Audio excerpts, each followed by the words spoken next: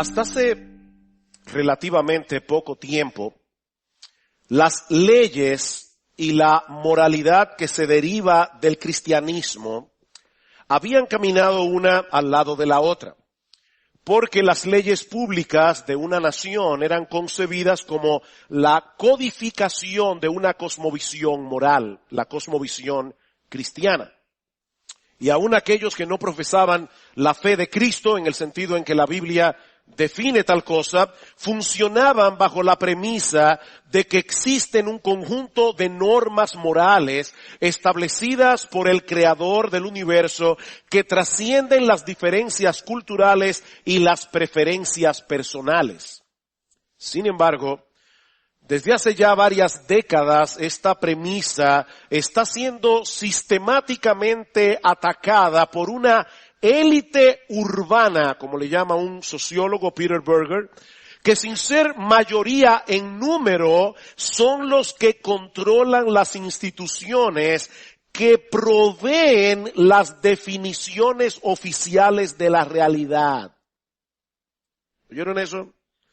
Una élite, una minoría en la nación, que son los que proveen las definiciones oficiales de la realidad. Y se está refiriendo a los que hacen las leyes, a los que manejan la educación y sobre todo aquellos que manejan los medios masivos de comunicación.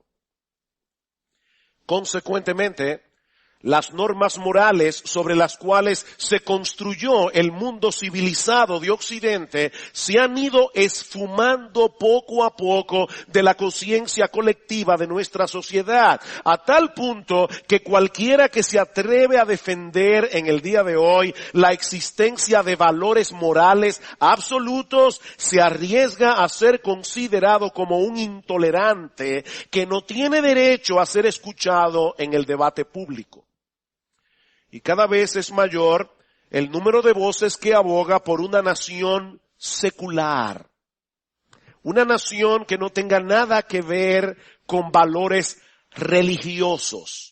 Una nación en la que los cristianos no tengan ningún derecho a ser escuchados en temas tan controvertidos como el aborto o la naturaleza del matrimonio, porque debemos mantener a toda costa la separación de la iglesia y del Estado.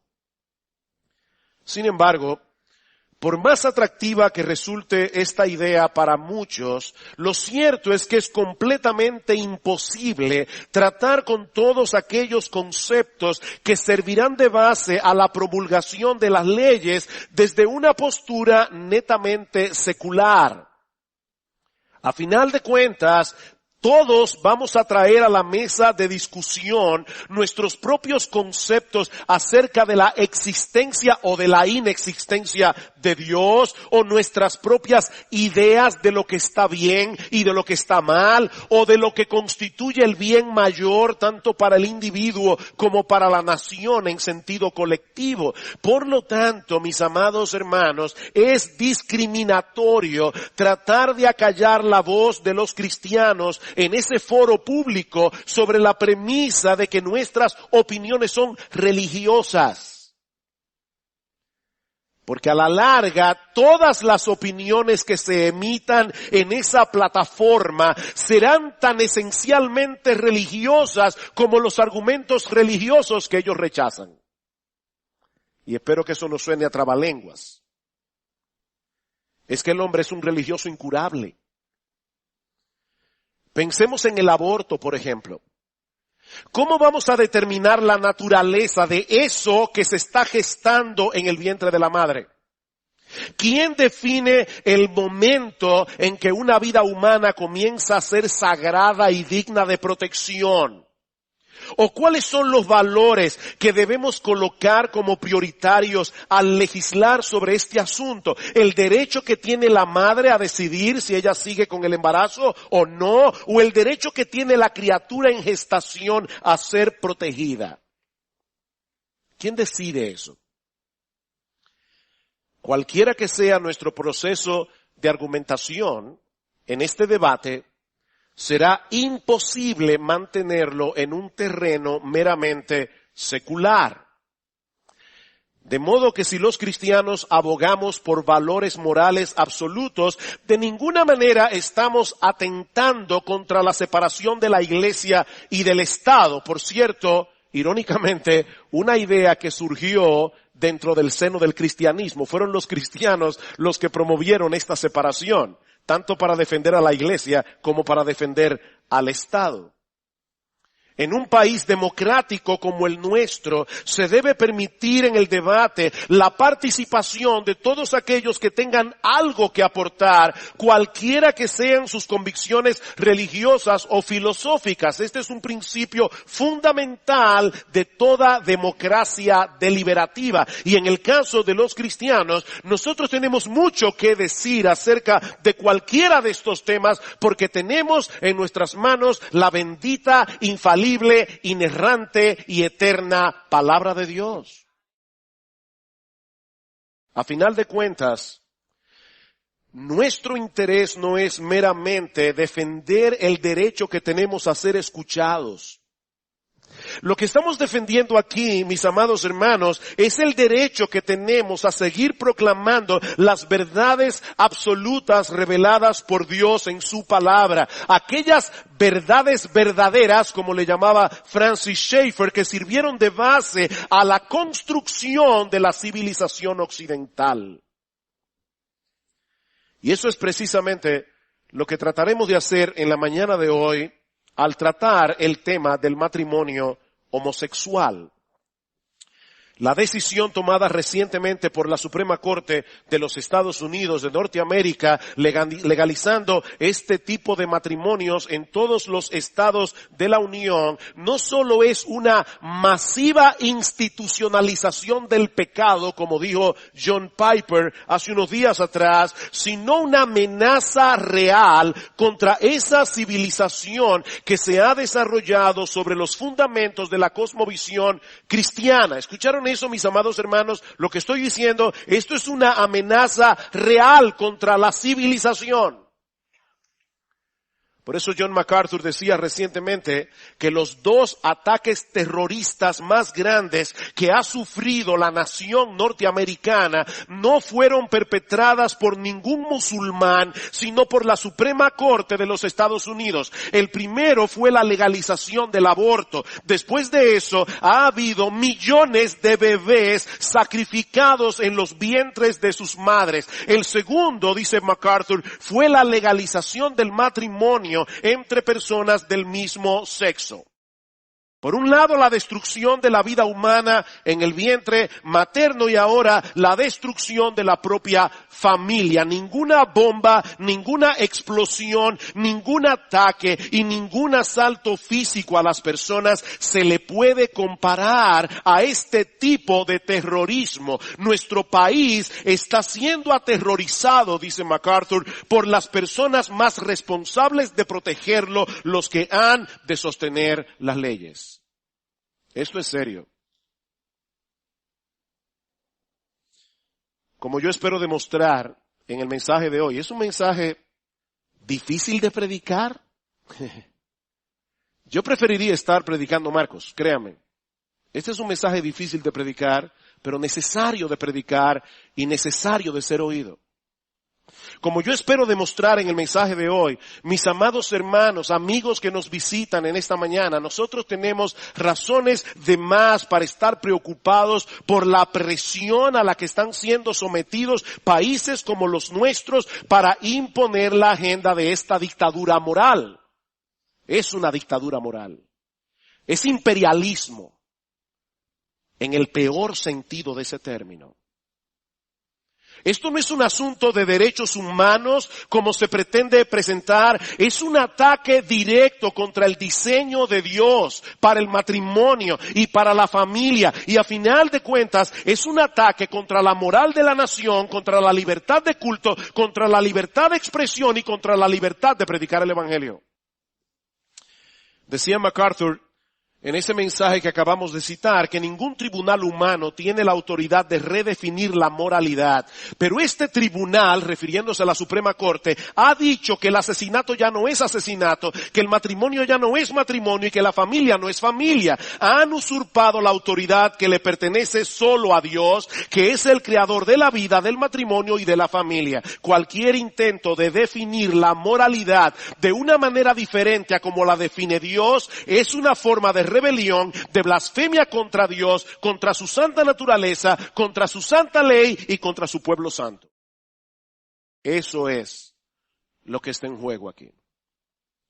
Ahora, antes de pasar a considerar las implicaciones de esta decisión de la Suprema Corte y por qué nos debe importar esto a nosotros, permítame tomar unos minutos para ver cuál es el diseño de Dios para el matrimonio, de acuerdo a la enseñanza de los primeros capítulos del Génesis. El matrimonio no es un invento del hombre, no es una institución que surge con el desarrollo de las sociedades humanas. El mismo día que Dios creó a los primeros dos seres humanos de toda la historia, Adán y Eva, Dios estableció el matrimonio como una relación monógama entre el hombre y la mujer que se complementan entre sí. Génesis capítulo 1, versículo 26 al 28.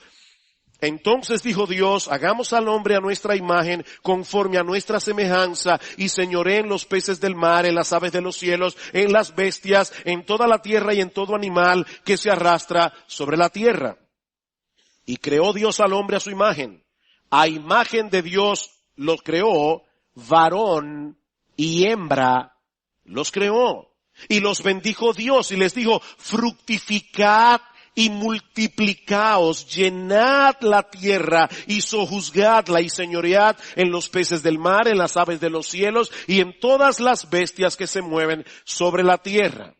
Tanto el hombre como la mujer fueron creados a imagen y semejanza de Dios, pero con dos sexos distintos, varón y hembra, de manera que el hombre y la mujer son iguales en ciertos aspectos, pero son distintos en otros. Y mis hermanos, es extremadamente importante que nosotros estemos claros con respecto a este punto.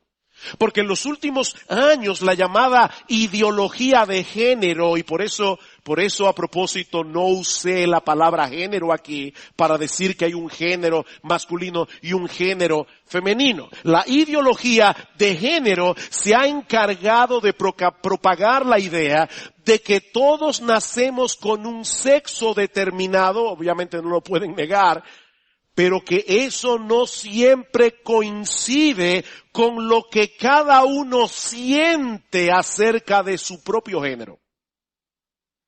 En otras palabras, según esta ideología, alguien puede haber nacido genéticamente como un varón, pero internamente sentirse como una mujer y viceversa. Y cada cual debe tener la libertad de ser lo que él o ella sienten ser. De manera que se nace con un sexo determinado, varón o hembra, pero el género es una construcción cultural, como dijo la feminista Judith Butler, algo que cada persona debe determinar independientemente del sexo con que nació. Pero mis hermanos, eso no es lo que nosotros vemos en las Escrituras. Dios creó a los seres humanos con un conjunto de características que hacen que el hombre sea hombre y que la mujer sea mujer. ¿Y saben cuál es la gloria del hombre? Ser hombre, no ser macho, ser hombre. ¿Saben cuál es la gloria de la mujer? Ser femenina. Y a ambos, al hombre y a la mujer, Dios les dio la responsabilidad de fructificar, de multiplicarse, de llenar la tierra. Y aunque la reproducción no es el único propósito del matrimonio, mis hermanos, en el diseño de Dios, el matrimonio está supuesto a ser una unión capaz de reproducirse en otros seres humanos también creados a la imagen de Dios. Más adelante en el capítulo 2 nos encontramos con más detalles acerca de esta historia. Es como si le diéramos un clic a Génesis capítulo 1, versículo 26 al 28, ahora podemos ver la escena con más amplitud. Y allí en el capítulo 2 aprendemos que Dios creó primero al hombre y que luego creó a la mujer para que viniera a ser su complemento, para que llegara a ser la ayuda idónea del hombre. Génesis capítulo 2, versículo 18. Y dijo Jehová Dios, no es bueno que el hombre esté solo, le haré ayuda idónea para él. Jehová Dios formó pues de la tierra toda bestia del campo, toda ave de los cielos, y las trajo a Adán para que viese cómo las había de llamar. Vieron, Adán fue formado del polvo de la tierra, y los animales también. Y todo lo que Adán llamó a los animales vivientes, ese es su nombre. Y puso Adán nombre a toda bestia y ave de los cielos y a todo ganado del campo, mas para Adán no se halló ayuda idónea para él. Entonces Jehová Dios hizo caer sueño profundo sobre Adán mientras éste dormía. Tomó una de sus costillas y cerró la carne en su lugar. Y de la costilla que Jehová Dios tomó del hombre hizo una mujer y la trajo al hombre. Dios ofició la primera boda de la historia entre Adán y Eva. Él fue el padrino. Y dijo entonces Adán, esto es ahora hueso de mis huesos y carne de mi carne. Esta será llamada varona porque del varón fue tomada. Hay un juego de palabra en el hebreo. Esta será llamada Isha porque del Ish fue tomada. Y la clara intención de este relato, mis hermanos, es hacernos ver que la mujer comparte con el hombre la misma dignidad humana. Esto es ahora hueso de mis huesos, es carne de mi carne, pero al mismo tiempo el pasaje reconoce su condición de mujer. Esta será llamada varona porque del varón fue tomado. En otras palabras, Eva no era otro animal, pero tampoco era otro hombre. Era un ser humano, mujer. Es esa similitud en la diferencia lo que hace posible el tipo de unidad que se produce en el matrimonio. Noten cómo inicia el versículo 24. Por tanto, ¿ven el punto aquí?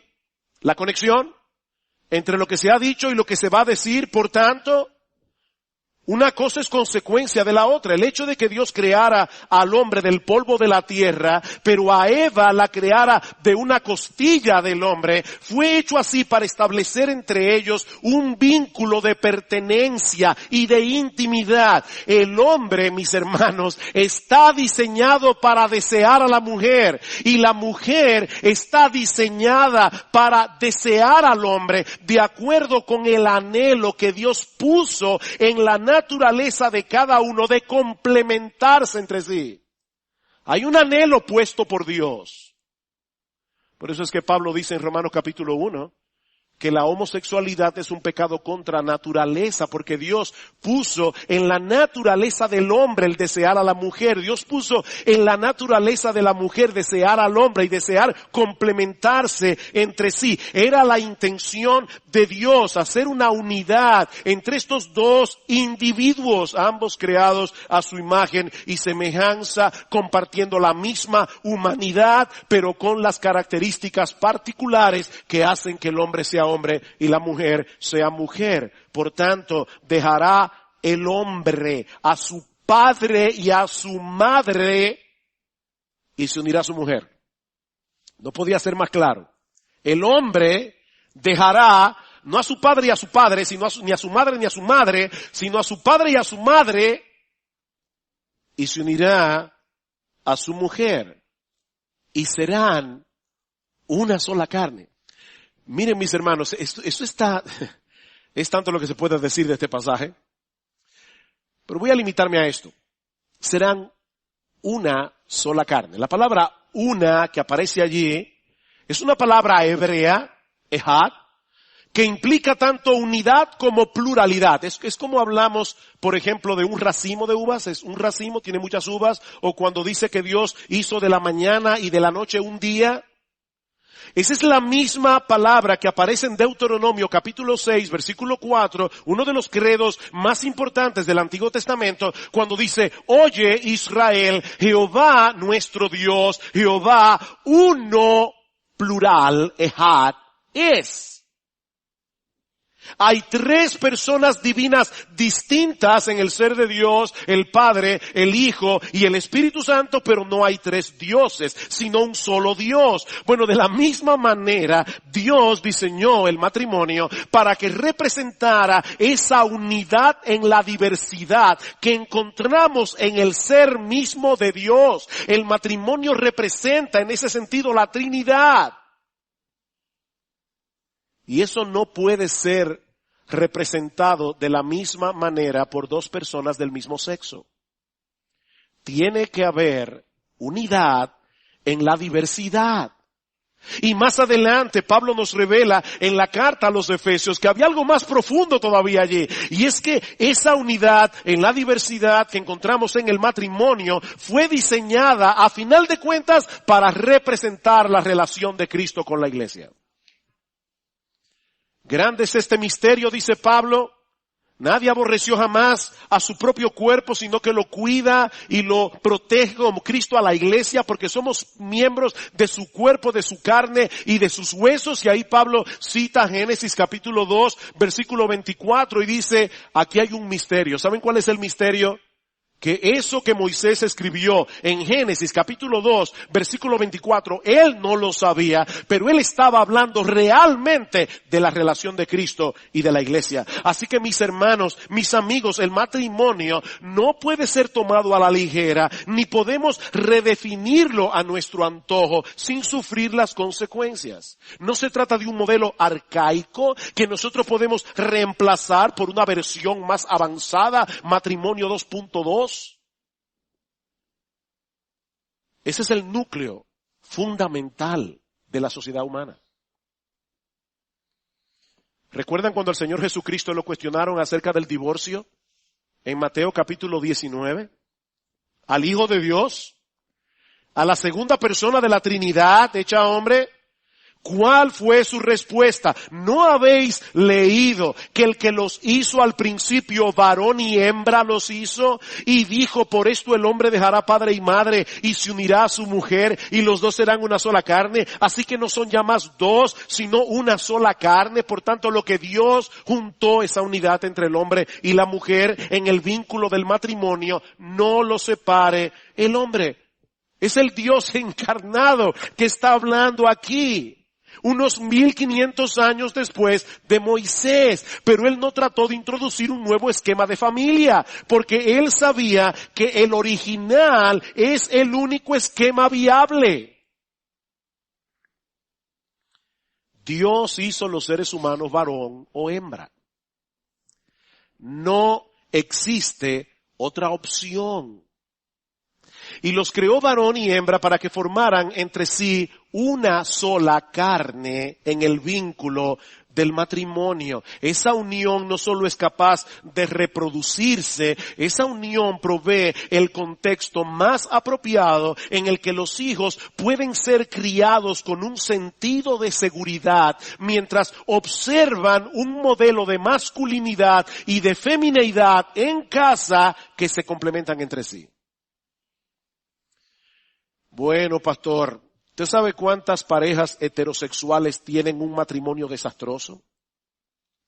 Y muchas terminan en divorcio.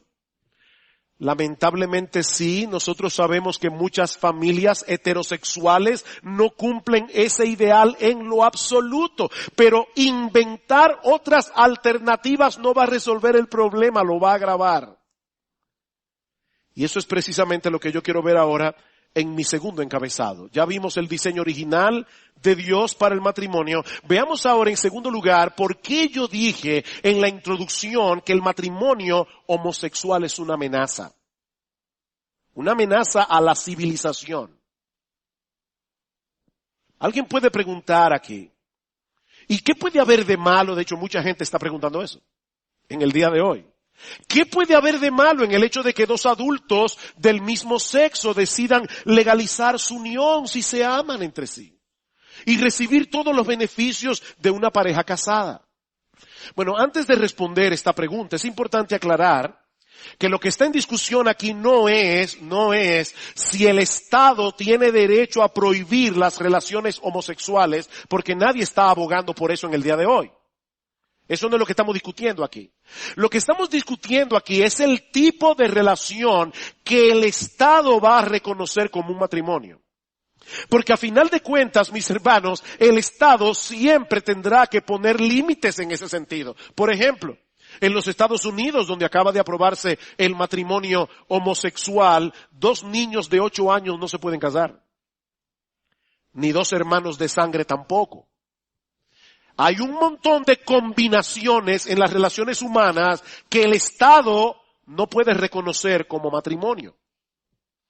Así que no importa dónde pongamos el límite, siempre habrá un límite, a menos que echemos por tierra el concepto mismo de la relación matrimonial y de la familia, y eso es precisamente lo que está en juego aquí. Es interesante notar, hermanos, que en los países donde el matrimonio homosexual ha sido legalizado, el número de parejas del mismo sexo que ha decidido casarse es ínfima en relación a la cantidad de personas que profesan ser homosexuales. De hecho, en el país donde la tasa de matrimonio homosexual, que es los Países Bajos, es de las más elevadas del mundo, es un 8% de la población entera homosexual. Y en los Estados Unidos de Norteamérica es probablemente entre un 1.5% y un 3% de la totalidad de la población homosexual. Entonces la pregunta es, ¿por qué están tan interesados en que el Estado reconozca ese tipo de unión si muchos de ellos deciden no casarse? ¿Saben por qué? Porque la agenda de estos activistas, estoy hablando de los activistas, de los fundamentalistas, de los fanáticos, de los militantes de este movimiento, la meta es la destrucción del matrimonio tradicional. Es la destrucción de la familia. Y algunos de ellos han sido lo suficientemente honestos como para reconocerlo. Michael Signorile, un activista homosexual, dice que lo que ellos intentan hacer es redefinir la institución del matrimonio completamente. Pedir el derecho de casarse no como una forma de adherirse a los códigos morales de la sociedad. O sea, vamos a dejar de tener una vida promiscua y vamos a vivir con una sola pareja, dice Michael Signorile. Esa no es nuestra meta, es desbancar por completo un mito, el mito del matrimonio, y alterar radicalmente una institución arcaica. La idea, la acción más subversiva que pueden emprender los gays y lesbianas es transformar por completo la noción de la familia. ¿Y saben qué, hermanos? Lo están logrando. Por eso estamos hablando de aquí. Lo están logrando. En esos mismos países en los que se ha legalizado el matrimonio de personas del mismo sexo, ¿saben lo que ha sucedido? Que la tasa de matrimonios heterosexuales ha decaído grandemente. Y ha traído como resultado un incremento de niños nacidos fuera del matrimonio. En los Estados Unidos ya el porcentaje de niños nacidos fuera del matrimonio es de un 50%, y lo mismo está pasando en los países nórdicos de Europa. Más de un 50% de niños que nacen fuera del matrimonio. En la misma medida en que se intenta redefinir el matrimonio, en esa misma medida se degrada la institución, en esa misma medida pierde la credibilidad. Aparte de que eso abre una caja de Pandoras de consecuencias impredecibles. Piensen en esto por un momento. Si el Estado decide legalizar el matrimonio de personas del mismo sexo, ¿por qué no legalizar otro tipo de combinaciones? ¿Por qué debemos impedir la poligamia, por ejemplo? O grupos de hombres y mujeres, todos casados entre sí, siempre que profesen amarse sinceramente. Si vamos a quitarle la exclusividad al matrimonio monógamo formado por un hombre y una mujer, ¿por qué le daremos ese derecho a algunos y se lo negaremos a otros? Al abrir la puerta al matrimonio homosexual, no pasará mucho tiempo sin que otros grupos comiencen a demandar los mismos derechos, incluyendo los pedófilos. Pero vayamos un poco más lejos. Una vez sea aprobado el matrimonio homosexual, ¿acaso no debería ser aprobado también el derecho a adopción que tienen esas parejas ya legalmente casadas? Como las parejas homosexuales no pueden tener hijos, tendrán que adoptar niños, irónicamente, concebidos por heterosexuales, disminuyendo así las posibilidades de que esos niños puedan vivir en un hogar con un papá y una mamá. Pero como bien ha dicho alguien, un niño no es un medio para que los adultos sean felices. Un niño es un fin en sí mismo. Si un niño necesita crecer en el contexto de un padre y una madre, privarlo de ese beneficio por un egoísmo adultocéntrico no es otra cosa que un atentado contra los derechos del niño. Miren, mis hermanos, el resultado de ese tipo de experimento no se ven inmediatamente. Pero no deja de ser algo cruel estar haciendo con nuestros niños esta experimentación social que nunca antes se había tratado en toda la historia humana. Nunca antes. Mis hermanos, ninguna civilización del pasado, óigame bien, ninguna intentó casar personas del mismo sexo. Eso nunca ha ocurrido, ni siquiera en aquellas sociedades que permitían la homosexualidad, como era el caso de los griegos. Así que nos encontramos actualmente en una situación completamente novedosa que no tiene precedentes en la historia. Y vamos a ver qué va a pasar con esa generación creado por dos papás, dos mamás y quién sabe cuántas combinaciones más. Por otra parte, la legalización del matrimonio homosexual tarde o temprano viene acompañada de leyes en contra de la discriminación. Leyes que ponen en riesgo la libertad de culto y la libertad de expresión. Esto es un ataque a la iglesia, hermanos. No se pierdan en eso.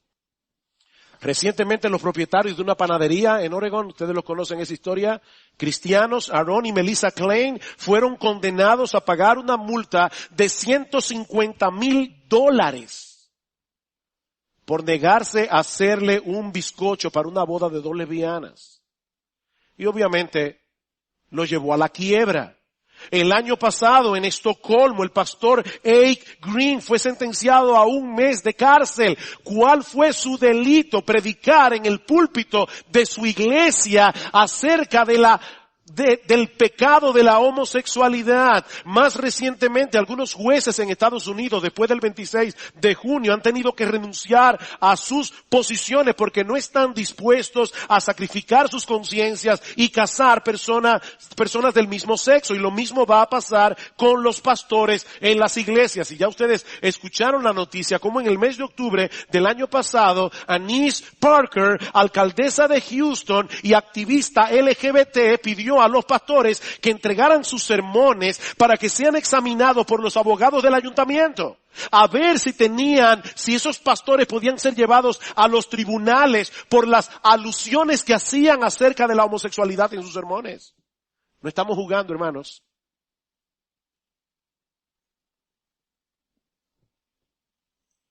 Como ustedes pueden ver, no se trata de un asunto de derechos civiles. Esto es un ataque masivo contra el matrimonio. Es un ataque masivo contra la familia, contra la libertad de expresión, contra la libertad de conciencia. Y la pregunta que queremos responder en los minutos que nos restan es ¿qué debemos hacer nosotros, la iglesia, ante esta situación? ¿Qué debemos hacer? Bueno, en primer lugar debemos orar. Debemos orar. Estamos convocando un día de ayuno y oración. Hermanos, esto es importante. Ya ustedes vieron lo que Dios hizo hace una semana atrás cuando diferentes iglesias llamamos a un tiempo de ayuno y oración y cómo Dios nos respondió. Hermano, nuestro Dios escucha, tenemos que orar. Este es un momento para que el pueblo de Dios clame a Dios, no solo por protección, que clame a Dios por valentía, para seguir proclamando la verdad del Evangelio sin importar el precio que nosotros tengamos que pagar por eso. Cuando los apóstoles fueron perseguidos en Hechos capítulo 4 y se les amenazó para que no siguieran predicando el Evangelio, escuchen cómo ellos oraban, decía el versículo 4, capítulo 4, versículo 29, y ahora, Señor, mira sus amenazas y líbranos, oh Dios, de ir a la cárcel. No. Mira sus amenazas y concede a tus siervos que con todo denuedo hablen tu palabra, que con toda valentía sigan predicando la palabra de Dios. Tenemos que pedir al Señor que nos dé coraje, que nos dé firmeza, que nos dé convicción. Debemos orar por nuestros legisladores. Debemos orar que el Señor ponga su temor en sus corazones, aunque no sean creyentes, para que estas leyes no sean aprobadas por nuestros cuerpos legislativos. Debemos orar por la ciudadanía. Debemos orar que la conciencia de nuestra sociedad sea despertada, que puedan darse cuenta de lo que está en juego aquí. Tenemos que orar. Pero no solo debemos orar, también debemos hablar. Debemos hablar la verdad en amor en cualquier lugar donde tengamos la oportunidad de hacerlo. Damos muchas gracias al Señor por las puertas que se nos han abierto para hablar de este tema en el Congreso. Pero ¿saben qué, hermanos? Nuestros congresistas no son los únicos que necesitan escuchar la verdad de Dios acerca del matrimonio, acerca de la familia. Esa es la razón por la que estamos predicando este tema, tan incómodo de predicar. Nosotros queremos que el pueblo de Dios tenga una respuesta bíblica, una respuesta bien articulada cuando nos cuestionen acerca de este asunto. Como dice Russell Moore, no podemos limitarnos a hablar con aquellos que ya están de acuerdo con nosotros, sino también tratar de convencer a los que no lo están. Y miren, mis hermanos, para hacer eso, no solamente tenemos que hablar abiertamente acerca de este tema, nosotros no podemos limitarnos a usar frases prefabricadas, eslogans. Esto no se va a resolver diciendo Dios hizo a Adán y a Eva, no a Adán y a Esteban. Eso no es un argumento. Nosotros tenemos que presentar una argumentación sólida, enraizada en el Evangelio. Tenemos que saber responder cuando se nos pregunte por qué esto debe ser atacado, porque esto es una amenaza, porque esto es un peligro. Hermanos, esa es la razón por la que estamos aquí hoy. Debemos hablar la verdad en amor.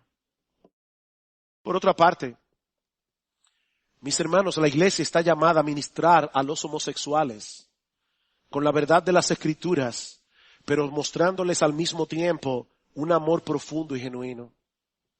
Y en ese sentido, yo creo que es sumamente importante hacer la aclaración aquí que no todos los homosexuales son activistas, fanáticos, militantes, fundamentalistas y radicales. No todos los homosexuales pueden ser colocados en esa categoría. Mis hermanos, hay muchos que por diversas razones, y no vamos a entrar aquí en el tema de por qué una persona puede llegar allí. Pero hermanos, hay muchos que por diversas razones tienen una fuerte inclinación y una atracción por personas del mismo sexo. Y son personas que sufren por ello. Mis hermanos, hay mucho sufrimiento en la comunidad homosexual. Mucho sufrimiento. Nosotros tenemos que aprender a llorar por ellos, a no burlarnos de ellos, a amarlos con un amor genuino y sincero, porque Cristo murió por muchos de ellos. Mis hermanos, nosotros los cristianos somos los únicos que tenemos un mensaje de esperanza para la comunidad homosexual. Nosotros somos los únicos que podemos amarlos verdaderamente, amarlos. Estoy leyendo actualmente el testimonio, el libro escrito por Rosaria Butterfield, un libro que recomiendo completamente. Era una profesora de literatura inglesa, lesbiana, que se convirtió al Señor en 1999. Ahora es la esposa de un pastor reformado. Y ella narra en este libro el impacto que le produjo en su vida, el amor incondicional que le mostró una pareja de esposos cristianos. Ella decía que con las cosas que ella escribía, porque había escrito libros, dice ella que una de las cosas que más le dolía, porque era una mujer muy inteligente y con una gran reputación en el mundo académico, la invitaban a universidades como Harvard a hablar acerca de este tema. Dice, una de las cosas que me duele es ver cuántas personas yo convencí acerca de esto. Ella dice, yo recibía constantemente cartas en mi casa y tenía 2 pilas. Una carta de fans, personas que me apoyaban, y una carta de personas que me odiaban. Hasta que recibí la carta de un pastor y yo no sabía dónde colocar esa carta, porque no pertenecía a ninguna de las 2 categorías. Y este pastor le decía, yo quisiera hablar contigo si tú me dieras la oportunidad. Y a la semana de luchar con esto, esta mujer decide aceptar la invitación y este pastor y su esposa la recibieron en casa. Por 2 años estuvieron tratando con ella, mostrándole afecto, interesándose en su vida, mostrándole amor. Y esta mujer finalmente vino a los pies de Cristo. Mis hermanos, este no es solo un tema controvertido, es también un tema intensamente personal. Es un tema que afecta la vida de mucha gente que tal vez, aún después de convertirse a Jesucristo, tendrán que luchar toda su vida con esa tentación. Estoy leyendo otro libro, escrito por Sam Allberry. Se llama Is God Anti-Gay? ¿Es Dios anti-gay? Este hombre viene de ese mundo. Él todavía está luchando con esa tentación y él ha decidido quedarse soltero para el resto de su vida. Y es ahora pastor y está predicando la palabra y está tratando de ayudar a personas que tienen ese problema. ¿Ustedes creen que no hay personas en las iglesias con ese problema? Ustedes están equivocados. Hermanos, es simplista pensar que todos los homosexuales que se conviertan al Señor van a experimentar inmediatamente un cambio en sus deseos e inclinaciones. Gloria al Señor porque eso sucede. Gloria al Señor por eso. Pero no necesariamente. Eso, por supuesto, no es una excusa para el pecado de nadie. La homosexualidad sigue siendo un pecado. Esto no es una excusa para que nadie deje de luchar con ese pecado. Como hay personas que se convierten al Señor y toda su vida van a tener que luchar con la ira, van a tener que luchar con la envidia, van a tener que luchar con la codicia, ¿o no es así? O cuando nosotros nos convertimos al Señor, todos nuestros deseos pecaminosos desaparecieron. Hermanos, hay deseos pecaminosos, y gracias al Señor por eso, que cuando nos convertimos al Señor desaparecieron por completo, pero hay otros deseos con los cuales vamos a tener que luchar hasta el día de nuestra muerte. Y hay personas que van a luchar con el deseo homosexual.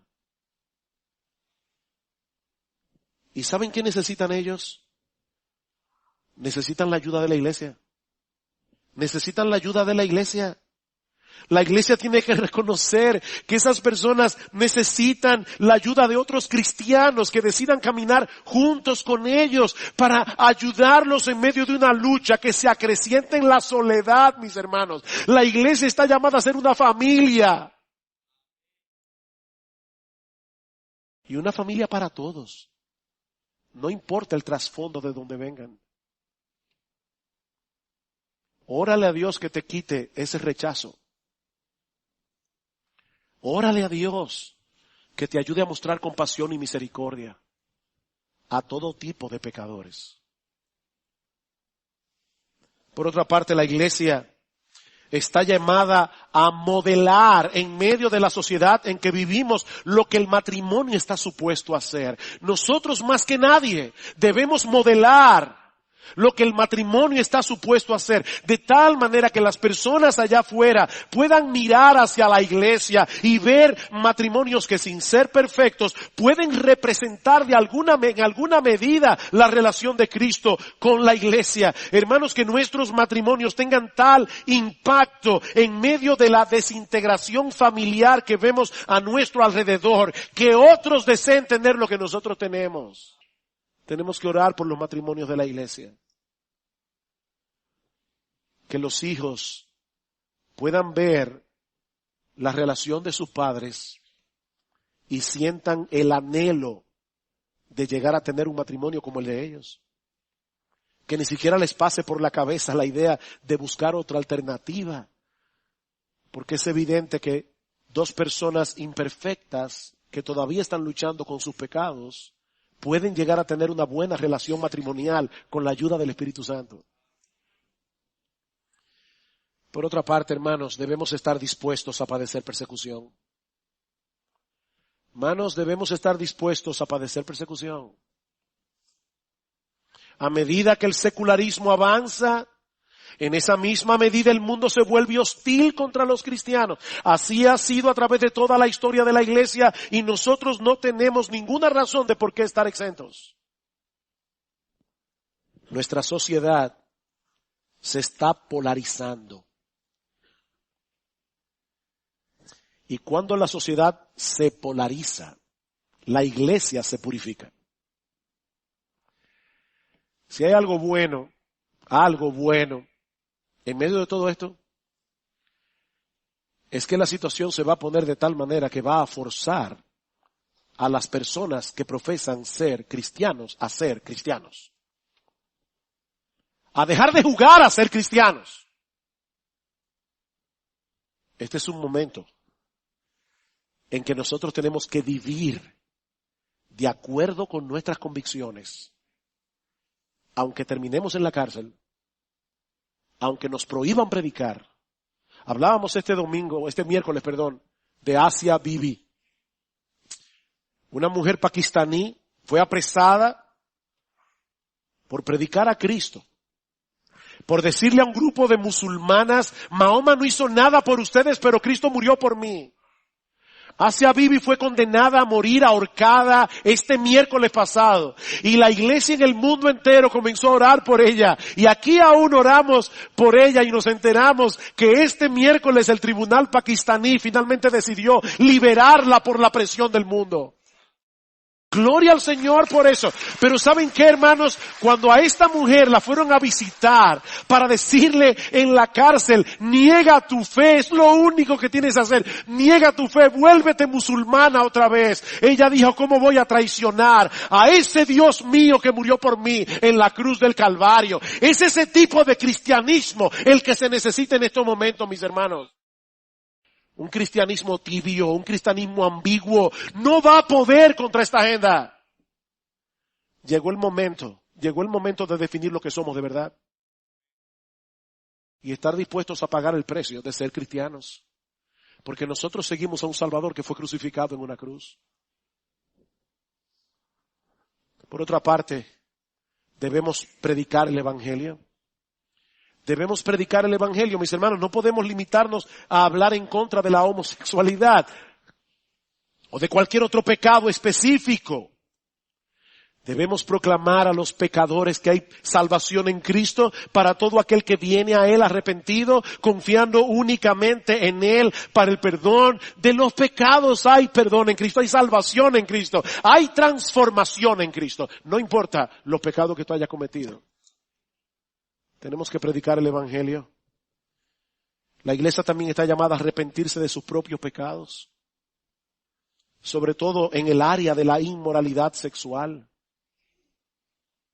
Hermanos, cuando el mundo a nuestro alrededor comienza a podrirse, muchas veces la iglesia comienza a coquetear también con el pecado, porque llega el momento en que nos acostumbramos a él. Tenemos que arrepentirnos de nuestra tibieza. Tenemos que arrepentirnos, hermanos, de nuestra falta de convicción en decirle que no a la pornografía. Tenemos que arrepentirnos de pensamientos pecaminosos. Tenemos que arrepentirnos de tomar el pecado de la inmoralidad sexual a la ligera. Pablo dice en Efesios capítulo 5 que hay cosas que ni siquiera se deben nombrar entre santos. ¿Existe la posibilidad de que nosotros estemos tomando estos pecados a la ligera? La iglesia tiene que arrepentirse. La iglesia tiene que humillarse. Y cuando hablo de la iglesia, no estoy hablando de una institución, estoy hablando de ti, estoy hablando de mí.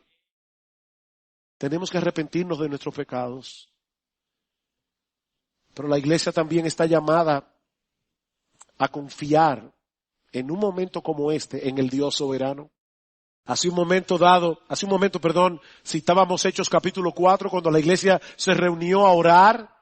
Y yo no leí a propósito el pasaje que está antes, pero cuando amenazaron a los discípulos, dice en el versículo 21, les amenazaron y les soltaron que no debían seguir predicando a Cristo. ¿Saben lo que hizo la iglesia? Se reunieron a orar desde que lo pusieron en libertad y ellos, habiéndolo oído, alzaron unánimes la voz a Dios y dijeron: soberano Señor, tú eres el Dios que hiciste el cielo y la tierra, el mar y todo lo que en ellos hay, que por boca de David tu siervo dijiste: ¿y por qué se amotinan las gentes y los pueblos piensan cosas vanas? Salmo 2. Se reunieron los reyes de la tierra, y metan ahí a todos los embajadores que ustedes quieran, y los príncipes piensan cosas vanas. Se juntaron en uno contra el Señor y contra su Cristo, porque verdaderamente se unieron en esta ciudad contra tu santo Hijo Jesús, a quien ungiste, Herodes y Poncio Pilato, con los gentiles y el pueblo de Israel, para hacer cuanto tu mano y tu consejo habían antes determinado